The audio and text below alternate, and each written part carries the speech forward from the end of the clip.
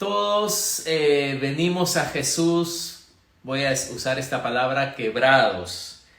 Todos venimos a Él necesitados de un cierto grado de rehabilitación.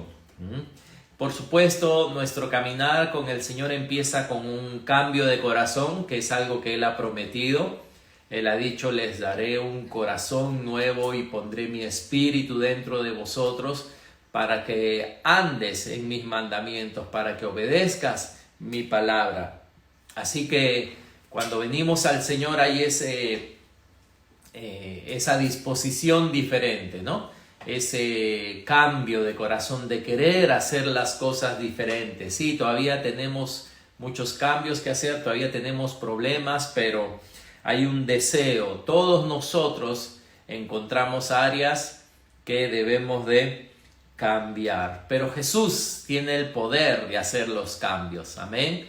Aleluya. Él es especialista, hermanos, en transformar, en cambiar y en nuestras vidas lo que la Biblia llama y dice que es la transformación, el cambio, ¿no?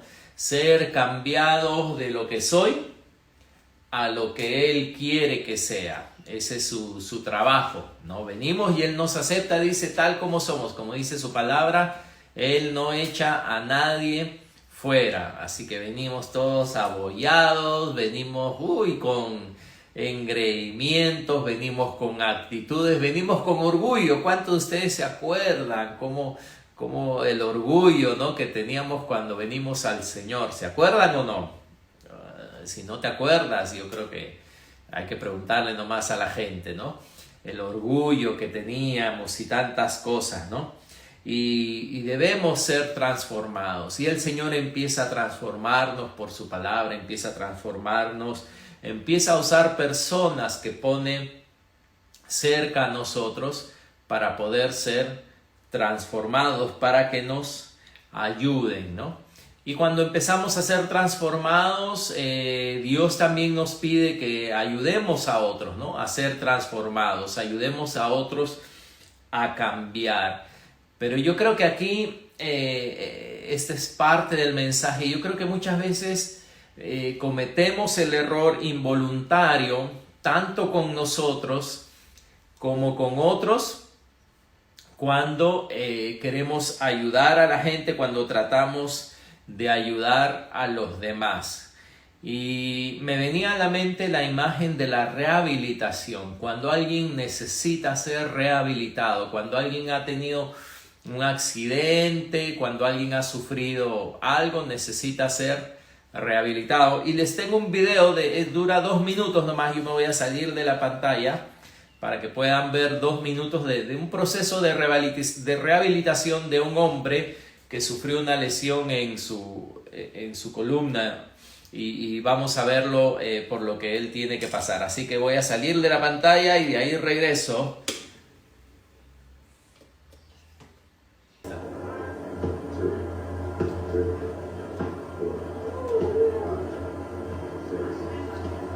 There you go. Good. Right. Both crutches, left, right. Okay. Left, right, crutch, left, right, crutch, left, right. Good. Good. Squeeze and scoop the hips underneath you. Good. A little wider with the crutches. There you go. Good. Good. Bring the hip back. Ooh, nice. Good. Yeah. Good. Stand up nice and tall. Good. Good. Deep breath in. Good.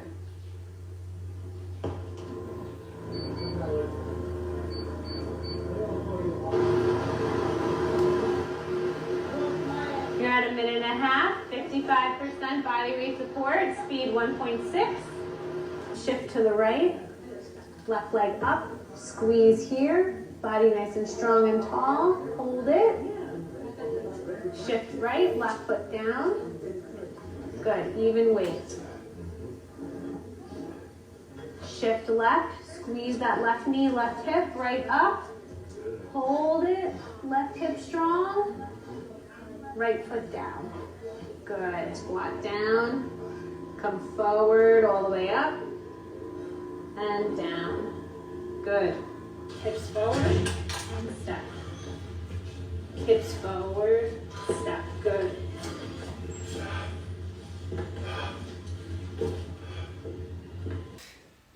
Yo no sé, de repente alguno de ustedes ha pasado por un proceso de rehabilitación física también, ¿no? Lo hemos visto muchas veces en hospitales, ¿no? Como el hospital acá San Juan de Dios, que tiene que rehabilitar. Después de haber tenido un accidente o por alguna deficiencia, se le tiene que reenseñar a la persona o se le tiene que llevar a la normalidad, ¿no? De una anormalidad, de una deficiencia, llevarla a la normalidad. Y eso es lo que Dios hace con nosotros, ¿no? De nuestras deficiencias, de nuestras debilidades, Él quiere llevarnos a su normalidad, a lo que es normal para Él. ¿Y ustedes creen que es fácil la rehabilitación? Como han visto. Yo he visto otros videos donde es doloroso, ¿no? Donde la persona ya no quiere y dice ya no más, no puedo. Pero el terapista sabe que puede, el terapista sabe que tiene que forzar a esa persona, tiene que obligar a esa persona. Le dice, ¿sabes qué? Tú no te vas a ir de acá hasta que tú muevas esa pierna, tú no te vas a ir de acá hasta que puedas cerrar tu mano, tú no te vas a ir de acá. Y está ahí haciéndolo sufrir, entre comillas, ¿no? a esta persona, porque el terapista sabe que tiene que llevar a esta persona de sus deficiencias a la normalidad. Y para esto se necesita mucha voluntad, se necesita mucho esfuerzo y se necesita ayuda, ¿no? Se necesita ayuda, como ustedes han visto ahí. Muchas personas solas no se pueden recuperar. Se necesita de otros, o nosotros, si podemos decirlo, necesitamos acompañar a otros en su proceso de transformación, en su proceso de recuperación. Pero acá está el error que yo decía que muchas veces cometemos, que en vez de rehabilitar a la persona o en vez de ayudar a recuperar a la persona o en vez de guiar a la persona a que la persona llegue al estado normal, lo que hacemos es, en vez de acompañar, le damos una silla de ruedas. Le damos una silla de ruedas y nos encargamos nosotros de ¿qué? De empujar esa silla de ruedas, darle a esta persona, que le damos a esta persona. En vez de ir por el proceso donde realmente va a poder curarse para no volver atrás, simplemente le damos algo que ayuda también y ayuda mucho. Le damos una silla de ruedas y si no podemos nosotros empujarla todo el tiempo, le damos una silla de ruedas eléctrica. Y le decimos, es como ese hombre que vimos acá en el video, ¿no? Que en vez de que él tenga que ir todos los días y hacer proceso y arriba, abajo y patear, en vez de decirle, mira, ¿sabes qué? Si el fin es movilizarte, simplemente vamos a darte una silla de ruedas para que te movilices. Mira, esta es eléctrica, tiene motor eléctrico, solo tienes que enchufar en la noche. En la mañana tu único esfuerzo es sentarte y mira, te lleva por todas partes. Es 4x4, tiene llantas areneras, te puede llevar por aquí, te puede llevar por allá. Y esa persona se va a sentir bien. Se va a sentir bien porque puede trasladarse de un lugar a otro. Y muchas veces nosotros hacemos eso. En vez de rehabilitar tanto nuestras vidas, en vez de cambiar, muchas veces lo único que buscamos es una silla de ruedas que nos traslade. ¿Qué quiero decir con esto? Yo sé que me has entendido, pero ¿qué quiero decir con esto? Que en vez de llegar a la raíz de lo que produce el problema, queremos tratar solo con los síntomas, lo cual puede aliviar temporalmente, hasta que después de un tiempo nos confrontamos otra vez con la misma situación y nos damos cuenta que no hemos sido fortalecidos. No, fuimos calmados, fuimos apaciguados, pero no fuimos fortalecidos. Y este es el problema. Y vamos a verlo en las Escrituras, por supuesto. Por ejemplo, ¿no? Yo creo que en este tiempo más que nunca, se ha tocado el tema del miedo, ¿sí o no? Se ha tocado el tema del miedo, del temor. Se ha tocado, ¿no? Hasta por los noticieros y todo el mundo habla del miedo, ¿no? Por lo que estamos en pandemia. El tema del miedo se ha tocado mucho. Muy interesante, ¿no? Muy real. Ok, ¿qué te parece si en la Biblia vamos a la primera vez que apareció el miedo en este planeta? ¿Cuántos saben cuál fue la primera vez donde apareció el miedo en este planeta? ¿Y qué hizo Dios al respecto? Y para esto tenemos que ir a Génesis capítulo 3. Si puedes acompañarme a Génesis capítulo 3, donde está la primera vez que aparece el miedo, ¿no? Versículo 8 dice que Adán y Eva, sabemos que ya habían pecado, y dice el versículo 8, y oyeron la voz de Dios que se paseaba en el huerto al aire del día. Y el hombre y su mujer se escondieron de la presencia de Dios entre los árboles del huerto. Mas Dios llamó al hombre y le dijo, ¿dónde estás tú? Y él respondió, oí tu voz en el huerto y tuve miedo. Oí tu voz en el huerto y tuve miedo, porque estaba desnudo y me escondí.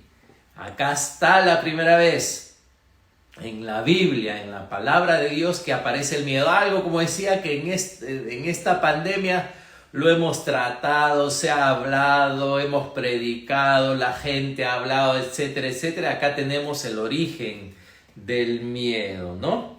Y muchas veces, según lo que hemos escuchado hasta ahora, ¿cómo nosotros ayudaríamos a Adán y Eva con este problema del miedo? Porque ellos tuvieron miedo, dice, cuando escucharon la voz de Dios, dice, Adán dijo, tuve miedo. Dios le preguntó, ¿dónde estás? Y él le dijo, oí tu voz en el huerto y tuve miedo, porque estaba desnudo y me escondí. Usualmente hubiéramos dicho esto, ¿no? Adán, tú no debes de tenerle miedo a Dios. ¿No sabes que Dios te ama y quiere lo mejor para ti? Su voz no es para que le temas, su voz es para bendecirte. Él con su voz creó todo lo que ves. Así que la próxima vez que oigas la voz de Dios, no te escondas, sino acércate a Él con confianza. Hubiéramos dicho eso, Adán. Y si fuéramos psiquiatras, le digo, mira, y toma esta pastillita que te va a ayudar a no tener miedo. Y por si acaso la consulta son 200 soles, ¿no? O sea, le hubiéramos dicho eso. ¿Qué quiero decir? Que eso es muchas veces como tratamos las cosas, ¿no? Tratamos el miedo. En este caso, a Adán le hubiéramos dicho eso. No tienes por qué tenerle miedo a Dios. Dios es esto, Dios lo otro, ¿no? Y supongamos que Adán nos escucha, ¿no? Nos escucha. Ay, ¿verdad? ¿No? ¿Por qué tuve miedo? No tengo que... Dios es bueno, Dios es amoroso. No tengo que tenerle miedo. Así que voy a tratar de no tenerle miedo a Dios. ¿Qué crees que va a pasar la próxima vez que él escuche la voz de Dios quizás en el huerto, o escucha una voz, la voz de Dios a sus espaldas, detrás de él, cuando él no se lo esperaba. ¿Qué crees que va a pasar con él? ¿Qué crees que va a pasar con Adán? ¿Tú crees que va a estar tranquilo? ¿No es lo más probable que siga con miedo? ¿Que no haya podido vencer el miedo? ¿Que la pastillita antimiedo no le funcione? ¿Que la terapia del miedo no le funcionó? ¿No es lo más probable? Ahora estamos siendo sinceros. El que le aconseja a Adán está siendo sincero y Adán está siendo sincero. Está tratando de cambiar a Adán. Adán está tratando de seguir el consejo, pero ¿va a tener éxito? Pero miran cómo Dios trata el asunto del miedo en Adán, en el versículo 11. Y Dios le dijo, ¿quién te enseñó que estabas desnudo? ¿Has comido del árbol que yo te mandé no comieses? Ajá. ¿A dónde va Dios? Dios le dice a Adán, no tengas miedo, mira que yo soy tu amigo, que yo quiero... No. Dios no va al síntoma. Dios no va a lo que está sintiendo Adán. Dios no va al fruto del árbol. Dios detecta o va a la raíz. ¿No ves? Y fíjate, las preguntas que hace Dios son increíbles, porque dice, ¿quién? Ahora, ¿quiénes existían en esa época? Recuerda, a ver, Génesis 3. ¿Quiénes eran los únicos que existían? ¿Acaso había un pueblo por ahí escondido? Estaba una tribu por ahí. Los únicos que existían eran Adán, Eva, y bueno, vemos que también estaba ahí la serpiente, ¿no? Pero Dios inmediatamente dice, ¿quién? O sea, ¿quién? ¿Qué voz has escuchado aparte de la mía? ¿Quién te ha hablado? ¿Quién te enseñó? Ustedes saben, la palabra enseñar es una transmisión de conocimiento, si podemos decirlo así, ¿no? Una transmisión de conocimiento es enseñanza. ¿Quién te enseñó? ¿Quién te ha transmitido esto? ¿No? ¿Quién te ha transmitido esto? ¿De dónde has recibido esto? Y ojalá, hermano, podamos estar extendiendo esta verdad tan grande. Y de ahí la otra cosa le dice es, ¿tú qué has hecho? ¿Has hecho esto? La responsabilidad se la da ¿a quién? A él. ¿Qué ha hecho? ¿Qué ha escuchado? ¿No? ¿Quién le ha enseñado esto? ¿Y tú qué hiciste? ¿Tú qué hiciste? Si analizamos esto, el origen del miedo, en este caso, porque hay muchos tipos de miedo, pero en este caso el miedo surgió en Adán a causa de oír, ¿no? Otra voz que no era la voz de Dios. Y no solamente eso, sino de desobedecer lo que Dios había dicho. Desobedecer lo que Dios había dicho. Si él no hubiera desobedecido, Dios se hubiera aparecido y el miedo no existiría. Si él no hubiera oído lo que en este caso su mujer le dijo, porque fue su mujer la que lo convenció, no existiría el miedo. Y Dios va a tratar ese problema, porque si Dios hubiera hecho, como decía, mi consejo que yo le doy a Adán, de que el miedo no se preocupe, que Dios es así, Dios es asá, cualquier consejo que yo le hubiera dado para apaciguar el miedo, de nada hubiera valido. Y no nos pasa así que a veces nos aconsejan de algo, ya nos calmamos, ¿no? Ay, verdad, gracias, hermano, por decirme. Ay, gracias por calmarme. Yo sé que tú siempre, ¿no? Dios te usa, tú tienes el ministerio de la calma, ¿no? Porque siempre que hablo contigo tú me calmas y eres lo máximo, ¿no? Me gusta hablar contigo y no estoy negando que Dios usa personas por si acaso. Pero estoy hablando en el caso de que cuando solo lo que buscamos es ese apaciguarnos. Ya. ¿Hasta cuándo? hasta que vuelve a aparecer la raíz, hasta que vuelve a aparecer el problema y otra vez ¿qué? Tenemos que volver a llamar al hermano. No hemos sido rehabilitados en el sentido de que no hemos sido llevados de nuestra deficiencia, de nuestro error, de nuestra equivocación a la realidad de Dios. A la realidad de Dios. No hemos sido llevados de esto. A veces nos preocupamos más en tratar con los síntomas que con lo que producen los síntomas y no tomamos entonces el camino de Dios de frente. Dios no le habla ni del miedo, sino Dios se da cuenta que el miedo es producto de algo y Dios va a ese algo y le dice ¿quién? No habían muchos. ¿Quién ha sido? ¿Quién te enseñó esto? Y le dice, tú has hecho esto a causa, por supuesto, de lo que te han enseñado. ¿No? Si mi miedo, escuchen, hermanos, con todo cariño, si mi miedo viene de no querer creerle a Dios, no hay consejo que me va a librar de él, del miedo. Ese miedo lo más probable es que se quede conmigo. ¿Por qué? Porque no he querido creer a Dios. Por más que, como decía, no me den, ¿cómo era? ¿Cómo era el agüita de azar? El otra agüita de Aligur y no sé qué, mis flores de Bach, no sé, todas esas cosas, ¿no? Que ustedes conocen y han usado, ¿no?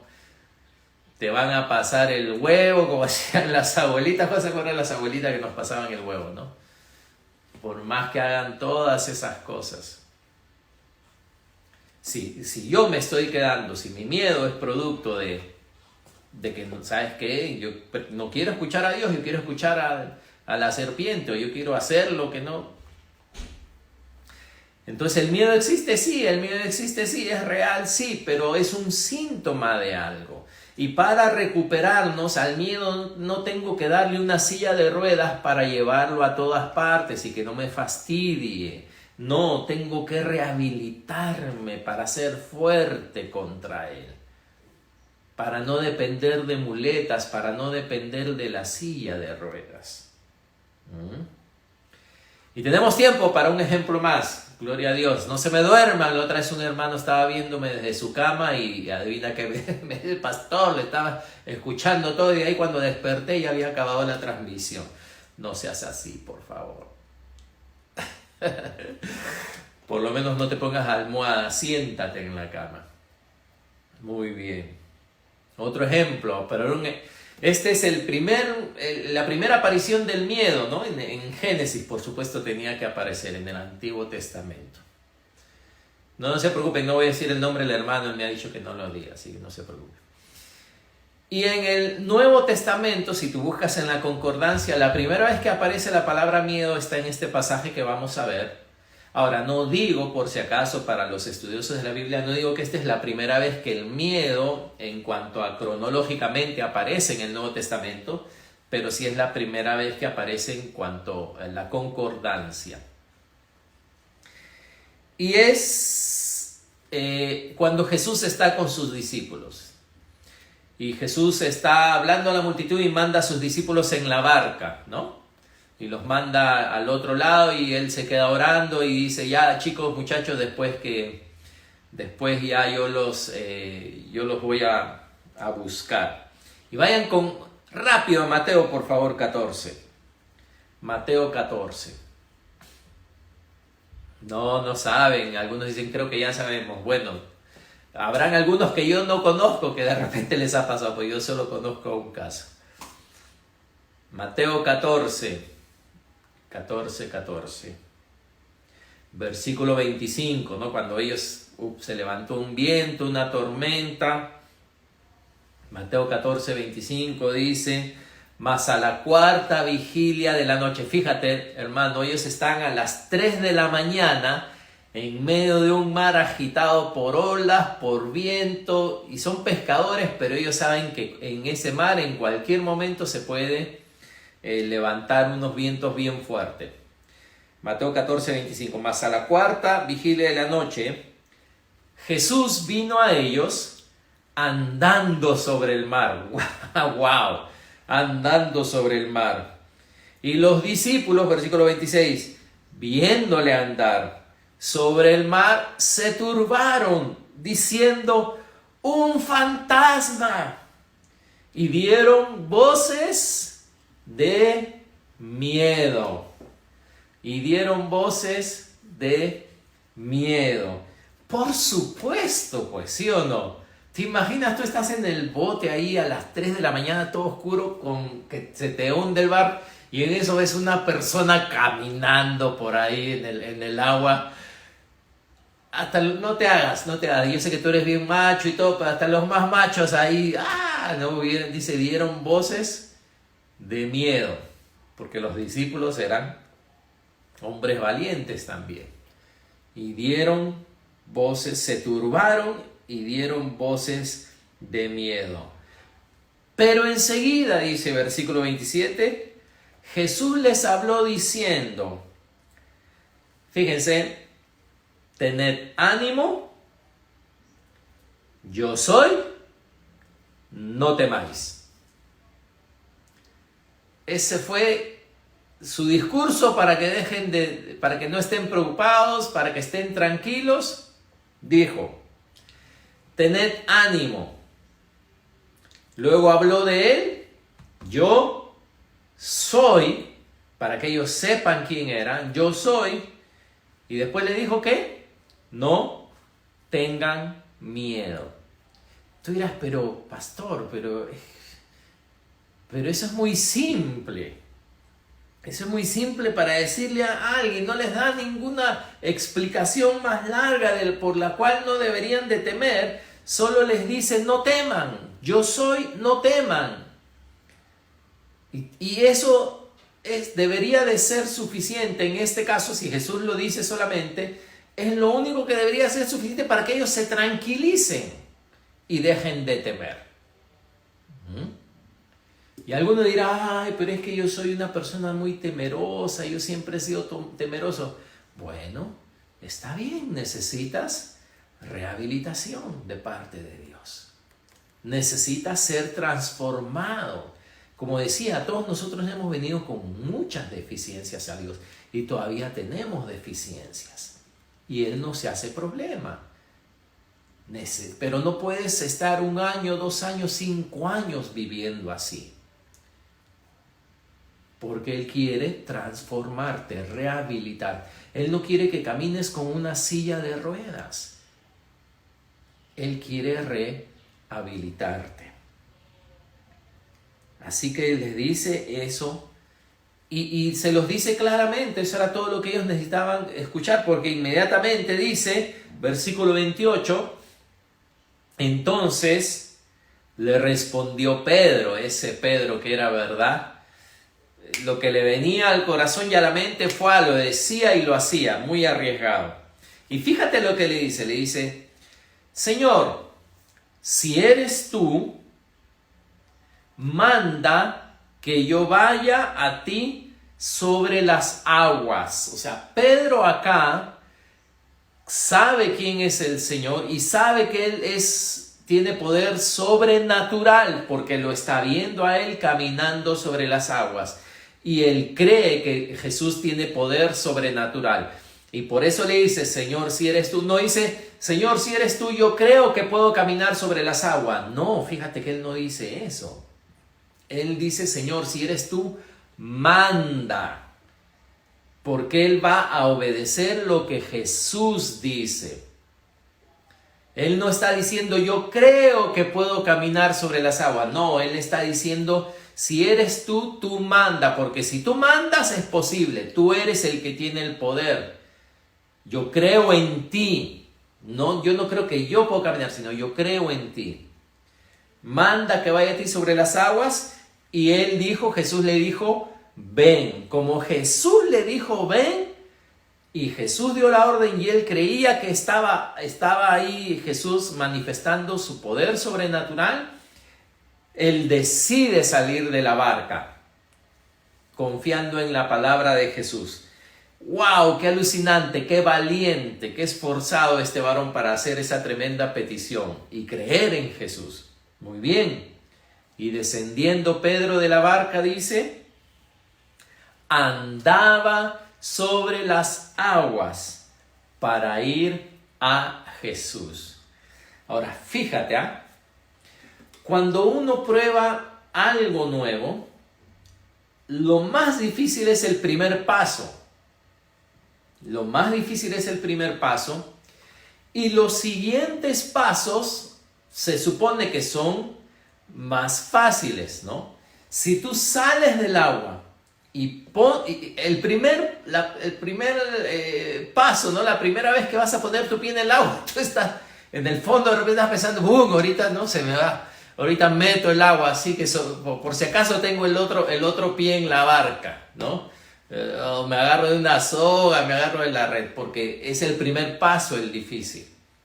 Pero una vez que tú pones el primer paso y estás sólido, y luego sacas el otro de la barca y estás sólido, y luego empiezas a caminar y a dar pasos, se supone que más bien eso te va a dar confianza de menos a más. Así es la naturaleza, ¿no? De menos a más, y hasta después de repente, wow, ¿no? Como cuando uno hace, ¿no? Cuando uno prueba un techo. ¿Cuántos fueron a recoger alguna vez una pelota a un techo, ¿no? Y subieron a la eternidad, ahí tú dices, ay, ¿no? Y se acuerdan, ¿no? Y uno primero caminaba y si era fuerte, entonces pateaba la pelota, caminaba por cualquier sitio. Si uno pasaba, ¿no? Y era delgado, entonces no hacía nada. Se supone que debería haber sido de menos a más, pero en el caso de Pedro fue al revés. Él empezó, dice, ya andaba sobre las aguas, dice, pero al ver, dice, el fuerte viento, ¿qué dice? Tuvo miedo. Hasta como decía, según la concordancia, la primera vez que aparece la palabra miedo en nuestra Biblia en español y en la versión Reina Valera del 60. Pero él estaba bien, estaba andando para ir a Jesús, ya estaba caminando sobre agua sólida. Pero al ver el fuerte viento, dice, tuvo miedo.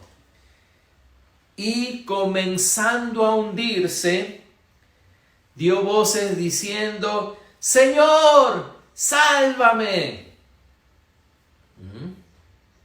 ¿Qué pasó?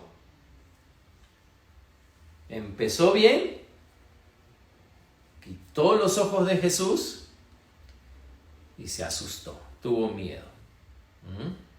Pero muy bien, se hundió y dijo, Señor, sálvame. Al momento, dice Jesús, extendiendo la mano, quiere decir que estaba cerca, asió de él, dice, y le dijo, fíjate que le dijo, no le dijo, por supuesto, ¿quién no va a tener miedo a estas olas? ¿Quién no va a tener miedo si estás caminando sobre el agua y hay este viento y estas olas? Es lo más normal que tenga miedo, ¿no? Le dijo, hombre de poca fe, ¿por qué dudaste? Hombre de poca fe, ¿por qué dudaste? ¿Por qué dudas? Pero Jesús, ¿qué esperas? Que sienta un hombre que está caminando sobre el mar y ve las olas y ve el mar movido. ¿Qué esperas? Es lo más normal que sienta miedo. ¿No crees que más bien sería normal que no tenga miedo? Pero Jesús no se distrae con el miedo, sino va de frente a la raíz y le dice, ¿sabes por qué tienes miedo? Porque eres un hombre de poca fe. ¿Por qué dudaste? Quiere decir que la duda es una acción mía. La duda es una acción, es un verbo, ¿no? Yo dudo, tú dudas, él duda, nosotros dudamos. Es una acción. y le dice a Pedro, lo regaña de cierta forma, ¿no? Que él no debería de haber dudado. ¿Por qué dudaste? Y como le dice acá, le da a entender cuál es su problema. Tu problema es que eres un hombre de poca fe. Cualquiera diría, wow, mi problema es que las olas son grandes. Mi problema es que el mar está agitado. Mi problema es que estoy caminando sobre el agua. Por supuesto, ¿cómo no voy a tener miedo ante esta situación? Pero Jesús lo reprende por haber tenido miedo. Pero va al corazón. ¿Sabes por qué? Porque Jesús no quiere darte una silla de ruedas a ti y a mí. Jesús no quiere darnos unas muletas para que siempre dependamos de ella, o dependamos de otros, o dependamos de que mi situación no se ponga mal y yo seguir siendo un hombre de poca fe. Si hay hombres de poca fe, deben de haber hombres de mucha fe. Y la pregunta es, ¿cuál de los dos quieres ser tú? Pero para pasar de poca fe a mucha fe, tiene que haber una transformación. Para que este Gustavo de poca fe, que tiene miedo, que tiene dudas, que no confía, que está bien un día anímicamente, el otro día no está bien anímicamente, que las cosas... y que la gente simplemente me dice, Gustavo, pero no tengas miedo, pero Gustavo confía, pero Gustavo esto, lo otro, y eso no cambia mi situación, porque no estoy siendo rehabilitado, no estoy siendo transformado, no estoy siendo cambiado, no me están mostrando mi problema, que es que no estoy creyendo, Dios, que es que no debía de haber dudado, que es que tenía que haber confiado, pero decidí dudar. Si yo dudé es porque yo decidí dudar, porque tenía la opción de dudar y tenía la opción de creer. Y Pedro tenía esa opción, aparentemente, si no Jesús no le hubiera dicho nada. Si no Jesús le hubiera dicho, bien hecho Pedro, mira, avanzaste 5 metros, bien hecho Pedro, avanzaste 3 metros, 8 metros, la próxima vez te va a ir mejor. ¿Sí o no que nosotros tratamos de animar hacia la gente? No lo hiciste bien esta vez, pero mira, la siguiente vez la vas a hacer mejor. No creíste bien esta vez, pues no te preocupes, la siguiente vez lo vas a creer bien. No. Y lo dejó sin palabras. ¿Qué iba a decir? ¿Por qué dudaste? El problema no era el miedo en sí. El problema era la incredulidad, la duda. Y si tú lees la palabra y lees el Antiguo Testamento y lees todas las situaciones que el pueblo de Dios tuvo que confrontar, que Dios reprende al pueblo, ¿no? Por no avanzar, por no creer. El problema nunca fueron los gigantes, el problema nunca fueron esas cosas, el problema estaba dentro del corazón. Y es por eso que el pueblo no entró a la tierra prometida, pero 40 años después, adivina qué, seguían los gigantes ahí. Seguían las ciudades fortificadas y más bien peor, 40 años después estaban más pobladas. Estaban más pobladas. Y es un proceso. Es un proceso. Este mundo, ¿no? Y yo sé que hay ramas de la medicina que tratan de ayudar al hombre, su mente, su alma, sus emociones. Este mundo trata sinceramente, yo creo, de ayudar al hombre y sus problemas lo mejor posible y aconsejar, pero este mundo no conoce a Dios y no conoce lo que Dios conoce del hombre, por eso no funciona. Es como si este fuera un recetario de comida con los ingredientes de la receta, pero me lo dan partido por la mitad, solo me dan la parte de arriba. Entonces mi conocimiento es limitado y yo empiezo a añadir esto, a añadir lo otro, y de ahí volteo a la hoja y dice poner los 50 minutos y de ahí sacarlo. Y trato sinceramente de hacer el plato y no me va a salir. ¿Por qué? Porque no tengo toda la información. Pero el que conoce el todo es Dios, y Dios sabe dónde está el problema, y Dios sabe lo que tiene que cambiar, y Dios sabe que si yo no quiero creer, no hay forma de crecer, no hay forma de avanzar, no hay forma de cambiar.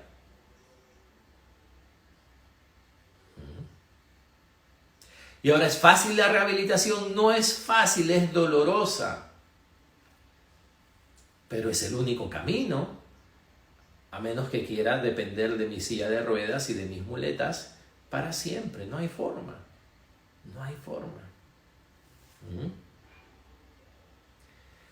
Jesús es la respuesta, pero Él también conoce cuál es la pregunta. Jesús es la respuesta, pero Él conoce cuál es la pregunta. Este mundo no conoce la pregunta.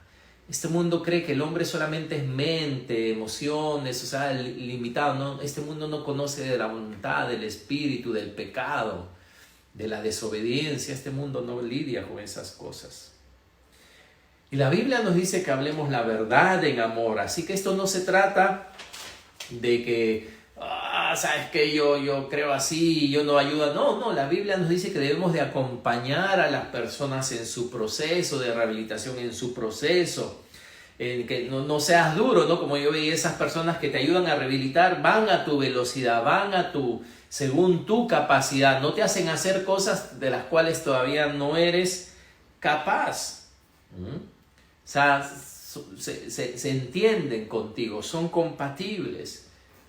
Y así debemos ser nosotros con las personas. Las personas vienen heridas, vienen con problemas, etc. Y está bien, uno tiene que hacerse, ¿verdad?, al nivel de las personas y tratar de ayudarlas. Pero uno no debe de empujarles la silla de ruedas. Uno debe decirle, mira, ¿sabes qué? La voluntad de Dios es que camines. Y yo te voy a ayudar a caminar. Y el problema es este y este y este. Y tienes que creer en Dios y tienes que oír a Dios y oyes otras voces y confías en otras voces. Los sentimientos, la mayoría de sentimientos muchas veces son fruto de algo, son producto de algo. Y hasta que no descubramos qué es y dejemos que Dios trate con eso, van a seguir ahí. Una vez estuve con una persona muy querida que le había dado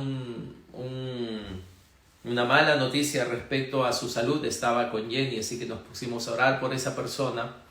Y mientras oraba, lo único que yo sentía en mi corazón era decirle que no llore, ¿no? Y qué cruel, pues, ¿no? Es que, primeramente, qué simplista y qué insensible, ¿no? Si esa persona está pasando por una situación tan difícil, tú le vas a decir simplemente, no llores, que todo va a estar bien. Pero me lancé a decirle, no, sabes que no llores, ¿no? No necesitas llorar.